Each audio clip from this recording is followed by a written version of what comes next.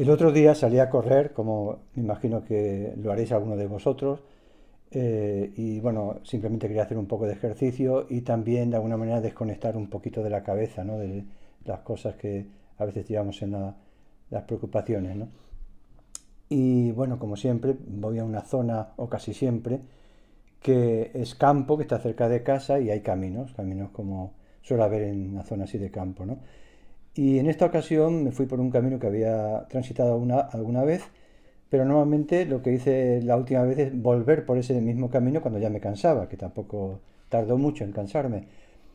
Y en esta ocasión lo que hice fue seguir adelante y buscar un camino de retorno que fuera distinto al que había cogido para ir, ¿no?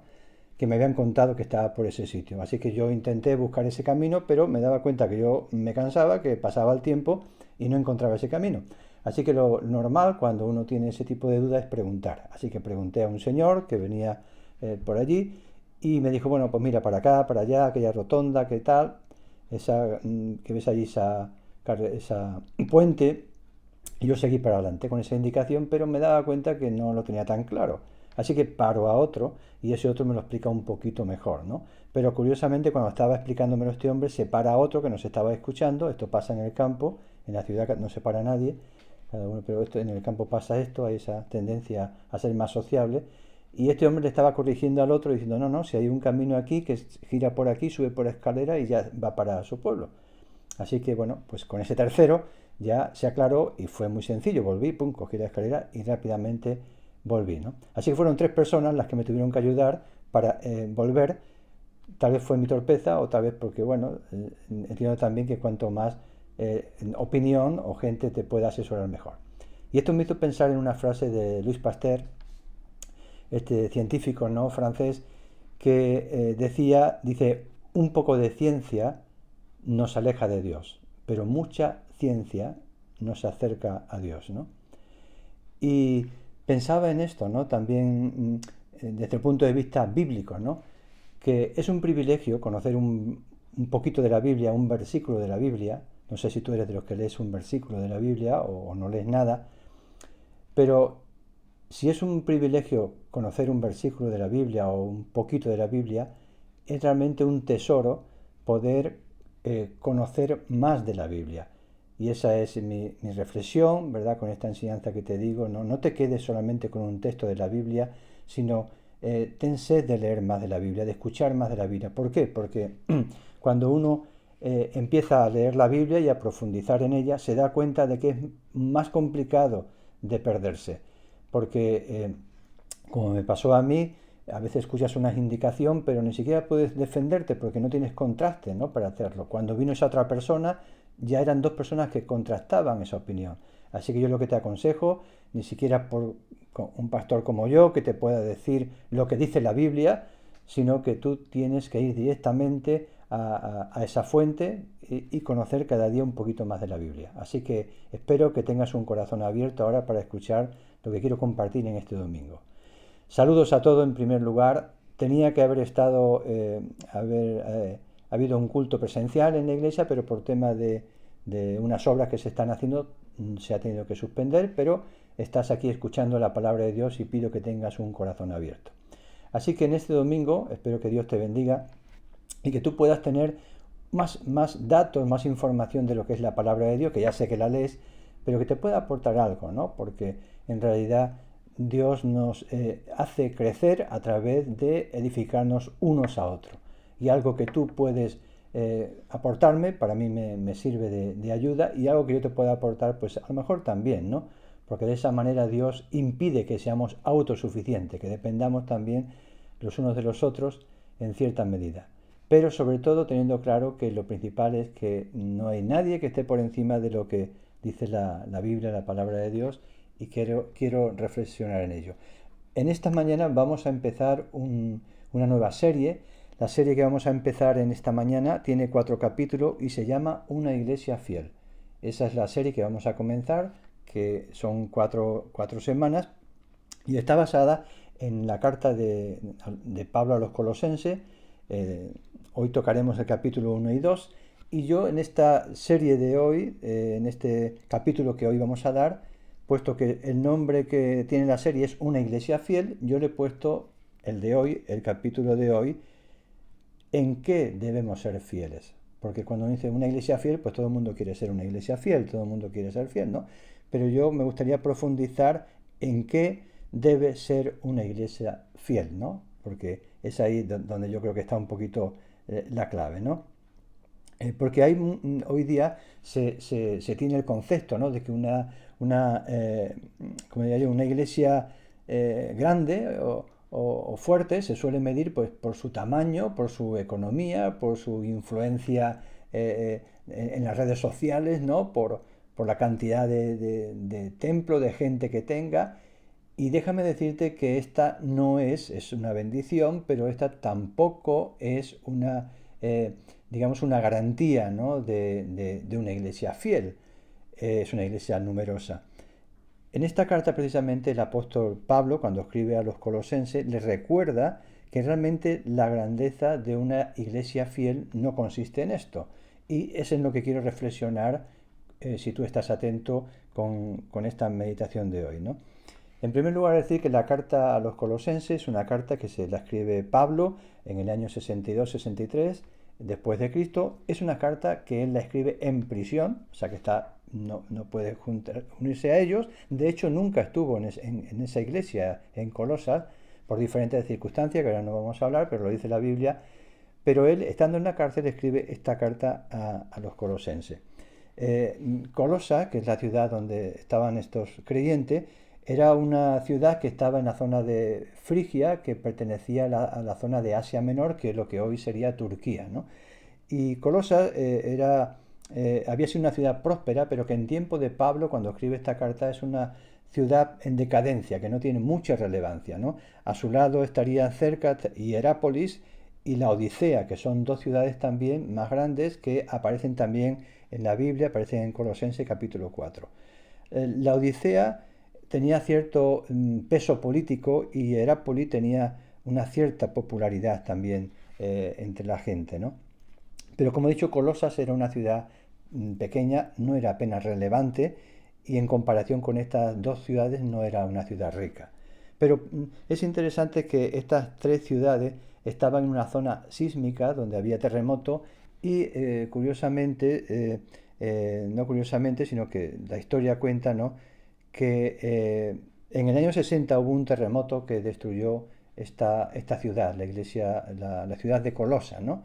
Entonces las demás ciudades que estaban cerca, que también recibieron el impacto del terremoto, pero se pudieron rehacer con sus propios recursos, como es el Hierápolis y esta otra ciudad que he mencionado antes, ¿no? Que es la Odisea. Así que, paradójicamente, ¿no? Aunque históricamente puede ser una iglesia menos importante en la que Pablo había estado trabajando, en esta carta, curiosamente, a los colosenses se recogen las declaraciones más significativas de lo que se nos dice a través de Jesús, lo que podemos escuchar, perdón, a través de Jesús. Y es curioso como una vez más Dios usa una iglesia pequeña para traer un mensaje relevante de lo que es la fortaleza en la que se debe de basar una iglesia. Y por supuesto, esta carta no solamente estaba pensado para Colosas, sino estaba pensada para todas las iglesias de todas las generaciones hasta el día de hoy, ¿verdad? Que la tenemos en la Biblia, ¿no? Así que yo quiero resaltar de este capítulo de hoy en qué debemos ser fieles. Recuerda que el enunciado es una iglesia fiel y yo quiero resaltar 3 puntos. El primero de ellos, una iglesia debe ser fiel en el legado. El legado, si uno lee lo que lo define de legado, es el acto en el cual una persona en su testamento decide compartir una parte concreta de bienes y derechos a otra persona, ¿no? O institución. Entonces, todos nosotros de alguna manera hemos recibido legados, ¿no? Algunos buenos, otros no buenos. Y estoy seguro que cada uno de nosotros, si hace memoria, puede pensar, ¿no? en un legado. No hablo de dinero solamente, hablo de otro tipo de legado, ayuda, ¿no? Alguien que te cuidó, por ejemplo, cuando tú eres pequeño, la mayoría de nosotros, pues nuestros padres, pero hay otras personas que a lo mejor ha sido la abuela o ha sido o abuelo o ha sido un conocido, un allegado, ¿verdad? O también hay personas que alguien nos ha enseñado algo, ¿no? Como puede ser, nos ha ayudado un maestro, un amigo, o puede ser incluso un pastor que te haya podido también ayudar en algo, ¿no? Y alguien que también te pueda ayudar en momentos difíciles de tu vida, es posible que también, ¿no? Y estos son legados que recibimos, ¿no? Y que de alguna manera nos sentimos o debemos sentirnos agradecidos, ¿no? Y que hay una deuda, ¿no? Que uno normalmente la puede olvidar fácilmente porque el agradecimiento cuesta más recordarlo, recordamos más las ofensas que los agradecimientos, ya lo sabemos, está en la naturaleza humana, esto no es ningún descubrimiento, ¿no? Pero el legado que nos estamos refiriendo y que se refiere Pablo, que es el primer punto, una iglesia no debe olvidar el legado de Jesús, que es un legado tremendo, ¿no? Porque todos sabemos que la deuda que tenemos con Jesús, que Pablo la recalca en el capítulo 1 de Colosenses, si lo lees, capítulo 1, el versículo 13 dice, en el cual nos ha librado, habla de Jesús, nos ha librado de las potestades, habla en ese lenguaje, de las tinieblas, y nos traslada a ese lugar que es el reino de Dios, que un día estaremos con el Señor, ¿no? Y dice, en quien tenemos, digamos, en redención, usa aquí la Biblia, ¿no? En quien tenemos esa libertad, porque alguien pagó ese precio, ¿no? A través de su sangre y a través del perdón de nuestros pecados. Entonces, este es el legado grande que menciona Pablo a los colosenses y es el gran legado que tenemos que recordar todos los cristianos, ¿verdad? Es un legado que significa que no es una historia que nos cuentan, muy interesante, que nos conmueve, sino eh, estamos hablando de algo que sucedió y que tiene que ver con nosotros porque Jesús lo que hace allí en la cruz es que ocupa nuestro lugar. Y eso nos da la tranquilidad de que un día cuando estemos delante de Dios, ¿no? Pues si nosotros nos mantenemos fiel con la ayuda y su gracia, ¿no? Pues nosotros tenemos la seguridad de, como dice aquí la palabra, ¿no? Entrar a morar en ese lugar, ¿no? Y esto es sencillamente por eso, ¿no? Porque Él ocupó nuestro lugar, ¿no? Déjame contarte una anécdota que leía y es el caso de una niña que cada vez que en su pueblo pasaba por una joyería se quedaba mirando el escaparate y miraba siempre una pulsera que había dorada, que era de oro, y se quedaba mirando esa pulsera. Ella se quedaba soñando, pensando, ¿no? Cómo podía comprarla, porque quería hacer un regalo a su madre. Y así lo hacía durante varios días y incluso algunos meses. Soñaba con aquello, ¿no? El problema, lógicamente, es que no tenía suficiente dinero para comprarla. Así que llegó un momento que el hombre de la joyería se había dado cuenta de que esa chica o esa jovencita siempre se paraba más o menos sobre la misma hora y se quedaba mirando el escaparate y él intuía que era aquella, ¿no? O sea que ya conocía un poquito. Así que cuando un día ella decide entrar a la joyería para comprar la pulsera, pensaba ella, pues llegó allí, le preguntó al dueño, le preguntó qué quería, y pues mire, quiero que me enseñe aquella pulsera que hay allí en el escaparate y tal.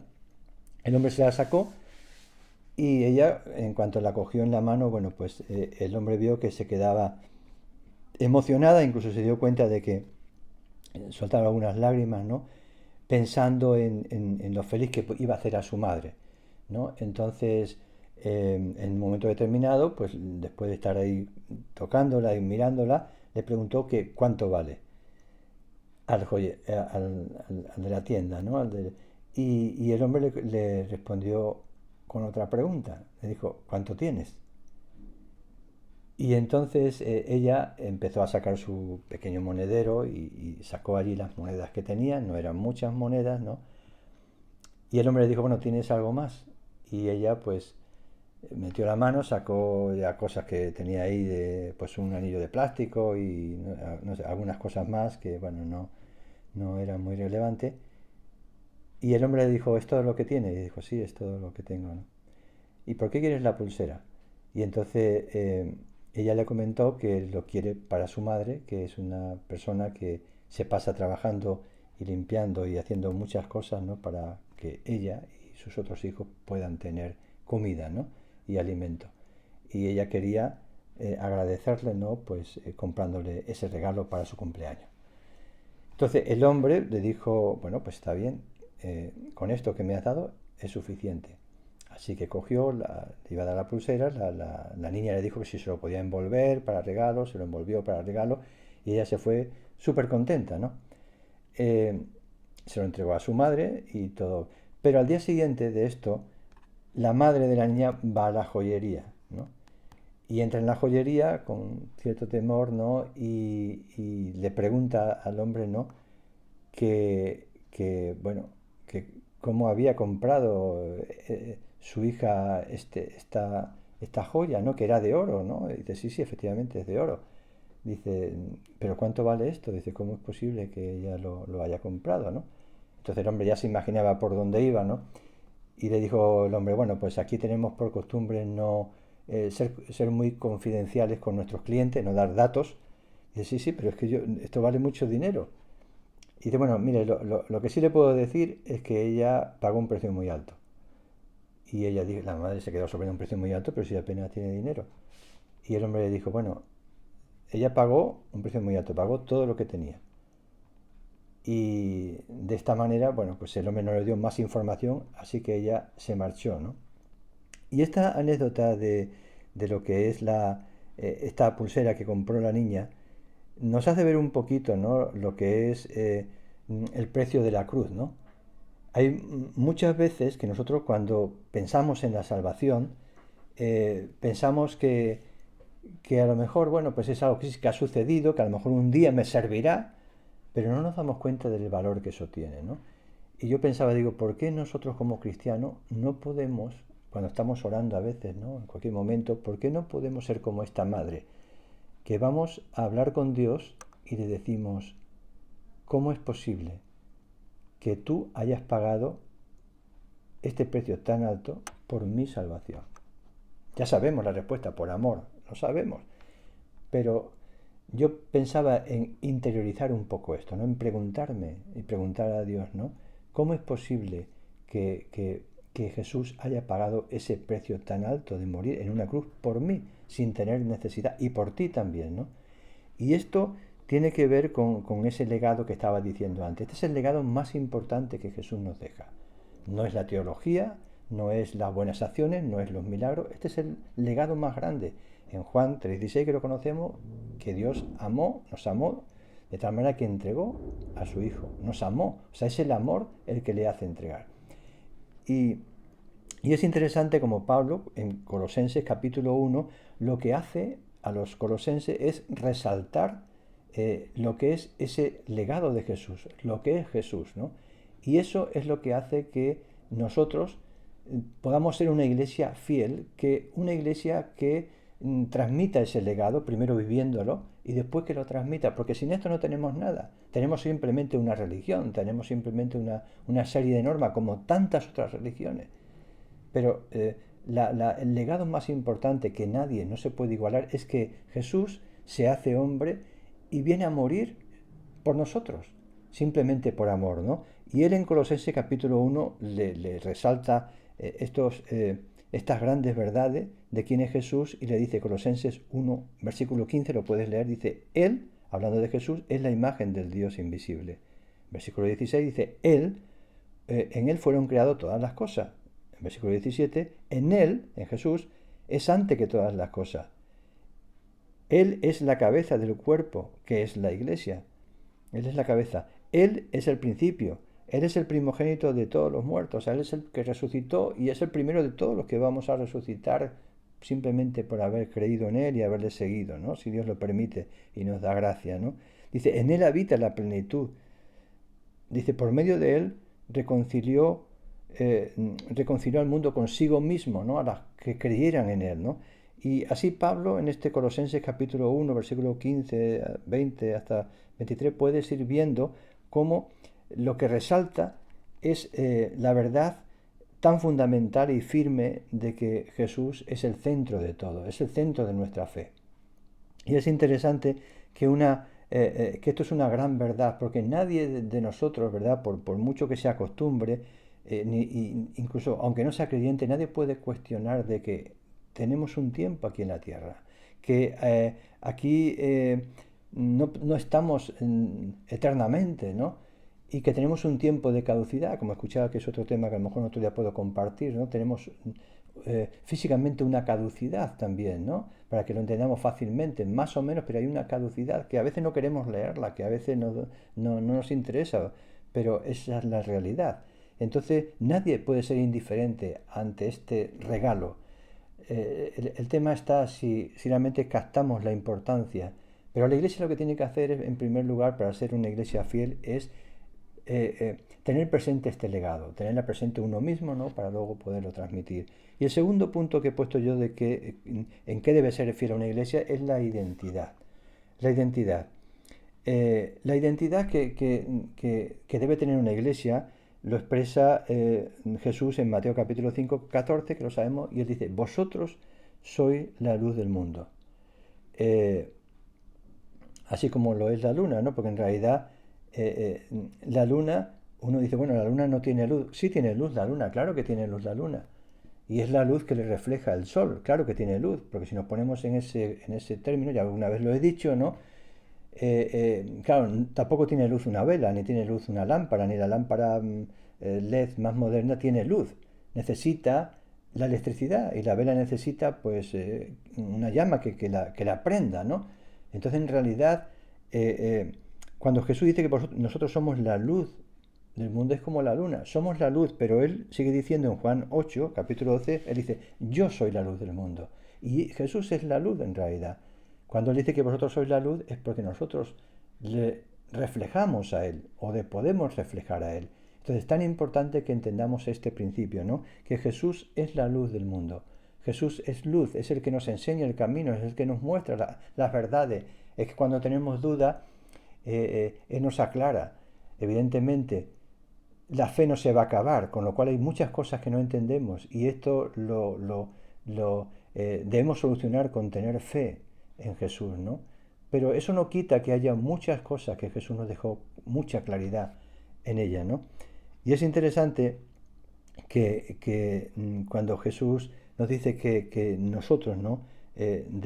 Somos la luz del mundo, es interesante que nos dice cómo tenemos que ser para ser luces, porque uno puede pensar, bueno, yo soy cristiano, voy a una iglesia y ya soy luz, ya estoy alumbrando a los demás, a los vecinos. Pues déjame decirte que no es así simplemente, ¿no?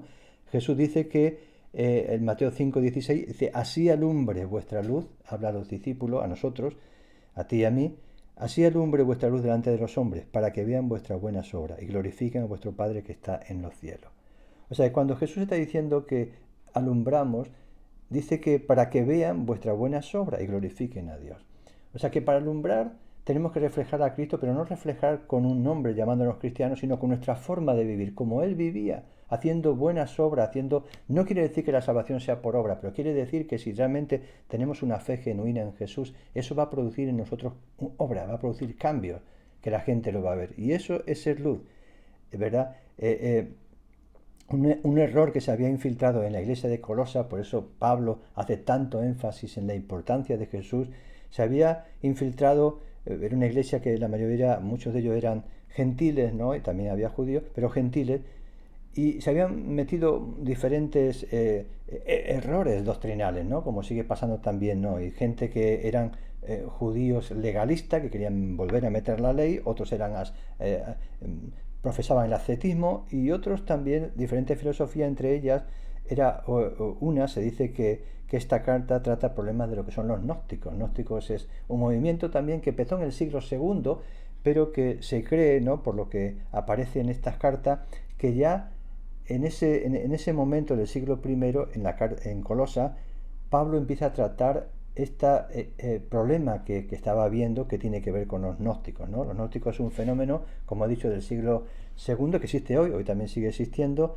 y son una filosofía que negaba la deidad de Jesucristo y negaba también que Jesús hubiera venido físicamente para morir en una cruz, ¿no? Toda una barbaridad que tira por tierra los fundamentos de la obra de Jesucristo, ¿no?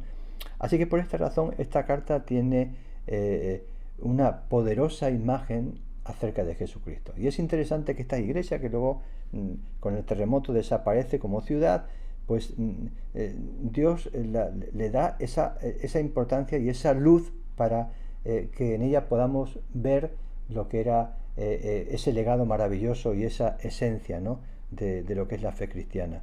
Así que Colosenses sigue hablando en capítulo 2, nos habla de la plenitud de Cristo, dice, nadie os engañe, dice Colosenses capítulo 2, versículo 8, Pablo dice, nadie os engañe por medio de filosofía y boca sutileza, porque en Él habita corporalmente, porque estamos completos en Él, porque somos sepultados con Él, también en el bautismo simbólicamente, pero resucitamos también con Él, ¿no? Y juntamente con Él, perdonándonos los pecados, ¿no? Y anulando ese acta que había contra nosotros, nuestra propia maldad, ¿no? En ese dar cuentas a Dios, pues Él nos perdona, ¿no? Y esa es la labor que hace Pablo en esta carta, ¿no? En los capítulos 1 y 2, en cuanto a lo que sería eso, resaltar la plenitud de Cristo. Así que Pablo no los confronta directamente porque todavía no estaba constituida como ideología el gnosticismo, pero sí lo que hace, que es una estrategia muy buena, más que acusar a las personas, es resaltar la verdad. Hay dos maneras de hacer ver un error a una persona. Una es diciéndole esto está mal y la otra es enseñándole lo que es lo correcto. Porque cuando a mí alguien me enseña qué es lo correcto, implícitamente me está enseñando lo que no lo es, que yo lo tengo que ver, pero no me está acusando, sino lo que está haciendo es trayendo la verdad. Y yo creo que esta estrategia de Pablo es muy importante. Tenemos que ser cristianos que simplemente aporten la luz de Cristo. No convencemos a nadie, no podemos convertir a nadie, como se suele decir. Nosotros no somos, no hacemos lo sobrenatural, pero sí tenemos la responsabilidad, si estamos agradecidos, de compartir esa luz que hemos recibido de Jesús, ¿no? Esa verdad que conocemos, ¿no?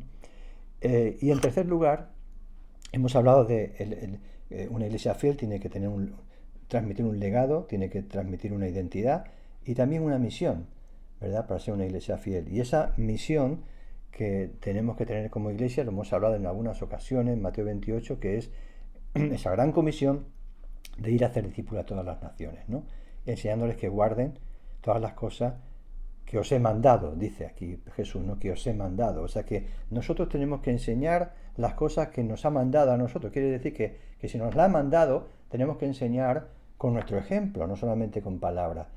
Porque ese mandamiento no es solo para las personas. A mí me gusta ser un profesor, pues yo simplemente enseño y ya estoy cumpliendo el gran mandamiento, o sea, estoy cumpliendo la gran comisión. No es así, sino que yo para enseñar lo primero que tengo que hacer es, como me dice Jesús, guardar lo que Él me dice y que los demás escuchen y vean en mi vida, en tu vida, puedan ver esa luz de Jesús, ¿no? Que es lo que Él nos enseña, ¿no? Así que cuando nuestra misión carece de luz, es sencillamente no porque tengamos menos recursos o más recursos, es porque nosotros a lo mejor no estamos reflejando a Cristo, ¿no? Y esta es la labor, ser luz, esa gran comisión, ¿no? de hacer discípulos, pero siempre contando que nosotros tenemos que ser también ejemplo, que ellos puedan hacer una lectura de nuestra forma de vivir y no solamente de nuestras palabras, ¿no?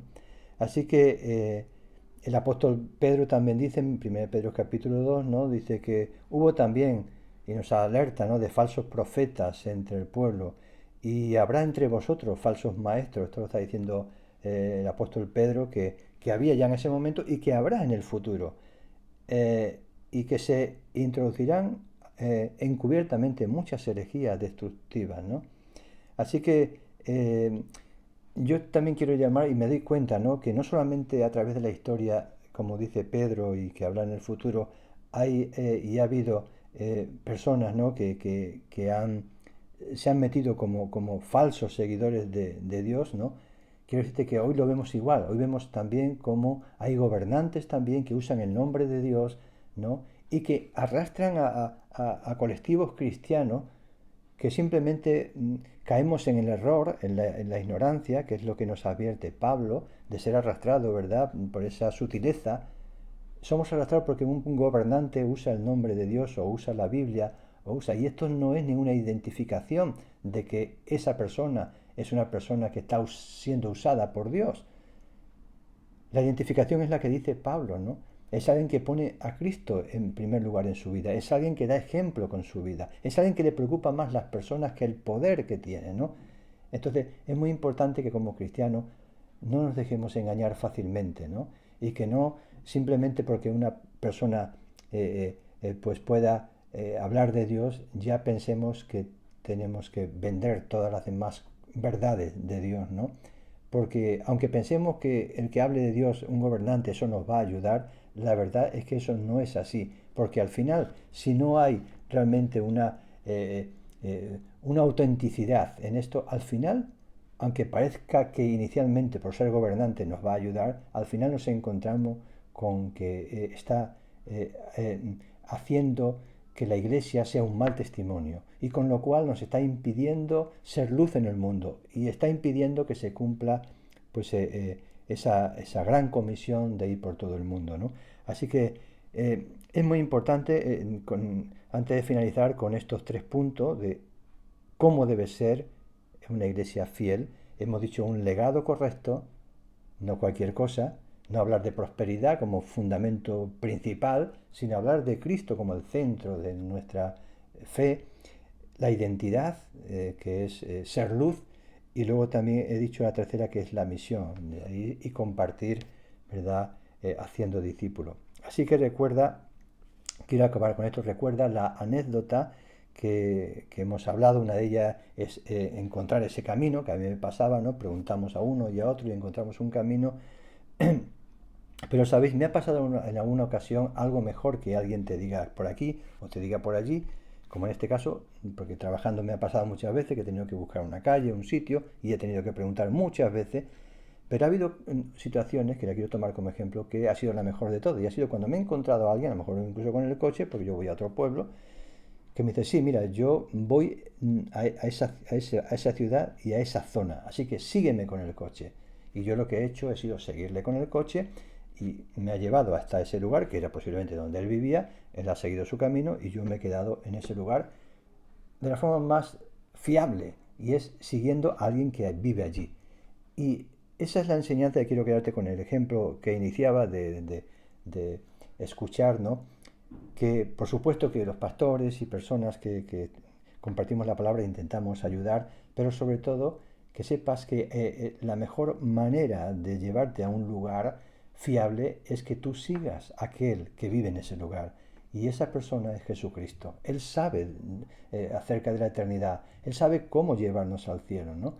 Entonces, es importante, ¿no? Que como también dice Pedro en otro lugar, dice que en la carta primera de Pedro 2:21 dice que sigamos sus pisadas. Así que si tú quieres ser un cristiano que aparte que te puedas asesorar y ayudar, pues con muchos recursos y personas y amigos y hermanos, sobre todo fíjate en Jesús, sigue a Jesús. Si Jesús va por allí, sigue por allí, porque Él sabe el camino. Él es el camino, ¿verdad? Y esto te lo dejo como también como algo que espero que te pueda servir de recurso para ayudarte en encontrar momentos difíciles de tu vida espiritual, que puedas encontrar el camino, que aunque haya habido decepciones, que aunque haya habido en la religión gente que ha abusado o ha engañado, no te decepciones, porque tu mirada tiene que estar puesta en aquel que sabe el camino y que es el camino, como le dijo Jesús, ¿no? Y lo segundo es recordar también lo que hizo esta madre, ¿no? Que fue a la joyería, no se conformó con la pulsera, que ya la tenía, se la había dado la hija, y dijo, bueno, pues ya tengo la pulsera, pues igual si ella se la han dado a alguien, o yo qué sé, qué ha hecho con ella quiso preguntar porque era demasiado valioso y ojalá nosotros también tengamos esta actitud, ¿no? Que de vez en cuando, ¿no? Aunque llevemos muchos años, que es lo que pasa, nos acostumbramos, nos presentemos delante de Dios, no solamente pidiendo cosas, sino diciendo, eh, pero ¿cómo es posible que me hayas dado esta salvación? ¿Cómo es posible que haya costado tan cara esta salvación eh, de la muerte de Jesús? Y eso va a ser algo que nos va a llevar a tener un corazón agradecido de forma natural y nos va a llevar a lo que es la otra parte, ¿no? Que es el gran mandamiento, que es amar a Dios con todo tu corazón, con toda tu alma y toda tu mente. Es muy difícil si el Espíritu de Dios no pone esa revelación en tu corazón de que Dios te ama de esa manera, a través de morir por ti en la cruz. Y te sigue amando hoy, aunque no entendamos, aunque no veamos muchas cosas. El amor de Dios no depende de las circunstancias, pero sí depende de aquello que hizo en la cruz y que sigue haciendo, que Él sigue cuidando de ti, aunque no entendamos, aunque no veamos a veces, ¿no? Pero lo que nadie nos puede robar es aquel lugar que tenemos al lado de Jesús, ¿verdad? Y que un día, tarde o temprano, tenemos que, que dar cuenta y partir de aquí, ¿no? Pero ese precio que Él pagó es, por decirlo de alguna manera, esa moneda, ¿no?